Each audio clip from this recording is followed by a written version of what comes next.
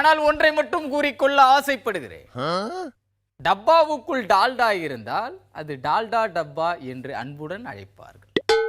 அதே டப்பாவுக்குள் டால்டாவுக்கு பதிலாக டாலர் இருந்தால் அதை டாலர் டப்பா என்று ஏன் அழைக்க மறுக்கிறார்?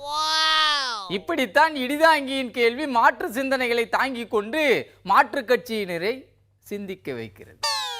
டப்பா என்றால் டின் என்று பொருள். டப்பாவுக்கு டான்ஸ் ஆட தெரிகிறது. அதே போல டின் கட்டி விட்டாலும் டான்ஸ் ஆட தூண்டுகிறது. ஆனால் கண்டெய்னர்களுக்கு டான்ஸ் ஆட தெரிவது. கண்டெய்னர்கள் டான்ஸ் ஆடினால் கன்றாவியாக இருக்கும் என்று யாரோ தவறாக சொல்லி இருக்கிறார். டப்பாவுக்கு காயம் இருந்தால் காய டப்பா, அதே டப்பாவுக்குள் காசு இருந்தால் காசு டப்பா. டப்பாவின் அப்பா யார் என்று கேட்டால் அதை கண்டெய்னர்கள் என்று கணக்கு போட்டு சொல்லு.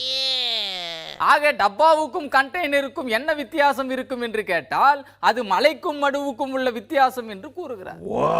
அதாவது டப்பாவில் சில்லறை காசுகள் போட்டு வைப்பார்கள், ஆனால் கண்டெய்னர்கள் சில்லறை காசுகளை பற்றி கவலைப்படுவது. கண்டெய்னர்களில் கோடிகளை கொட்டி வைப்பதாக சொல்லுகிறார். அதனால் தான் கோடி பணம் பஞ்சாயத்துக்கு வந்திருக்கிறது. அதாவது 3 கண்டெய்னர்களில் 570 கோடி ரூபாய் நகர்ந்து சென்றதை பற்றி ஏதாவது தெரியுமா என்று இடிதாங்கியிடம் கேட்கிறார். ஆனால் இடிதாங்கி என்ன நினைக்கிறார் என்பதை சிபிஐயிடம் கேட்டால் சொல்லிவிடுவார். அதனால் தான் இடிதாங்கியிடம் கேட்காமல் சிபிஐ வசம் விட்டு விடுமாறு நீதிமன்றம் சொல்லி இருக்கிறது. ஏனென்றால் இடிதாங்கியை பொறுத்த மட்டில் காசு துட்டு மணி மீது நம்பிக்கை இல்லாது. கையிலே தம்பூட்டு காசு இல்லாமல் தம் கட்டி கொண்டு வாழ்பவன் இடிதாங்கி என்பதை இந்த உலகம் நன்றாக.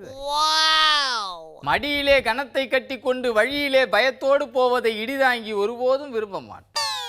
மடியிலே கணம் இருந்தால்தான் வழியிலே பயம் இருக்கும். அதை போலத்தான் கண்டெய்னரில் கணம் இல்லாத காரணத்தால் தான் வழியிலேயும் பயம் இல்லாமல் பாய்ந்து சென்றது. 100 ரூபாயை நாணயங்களாக மாற்றி உண்டியலில் போட்டால் அது கனமாக இருக்கும். அதே 100 ரூபாய் நோட்டை கண்டெய்னரில் போட்டு அனுப்பினால் கனம் இருக்குமா? கனம் இருந்தால் தானே வழியிலே பயம் இருக்கும். அதுவும் 3 கண்டெய்னர்கள் ஒன்றாக போகும்போது பயம் என்பது கடுகளவும் இருந்திருக்காது அல்லவா? ஆக பயம் இல்லாமல் அர்த்தராத்திரியில் கும் இருட்டில் போனால் வழியில் என்ன வேண்டுமென்றாலும் நடக்கலாம். அப்படி ஒரு பயம் இருந்த காரணத்தால் தான் கண்டெய்னர்கள் இரவில் பயணிக்க கூடாது என்று கட்டுப்படுத்தி பிடித்து வைத்திருந்தார். அந்த பணம் எப்படிப்பட்ட பணம், எவ்வளவு பணம் என்றதை சிபிஐ ஆராயும் போது இடிதாங்கியும் அதை பற்றி மோப்பம் பிடிப்பான் என்ற உறுதி கூறி உங்களிடமிருந்து விடைபெறுகிறேன். நன்றி, வணக்கம்.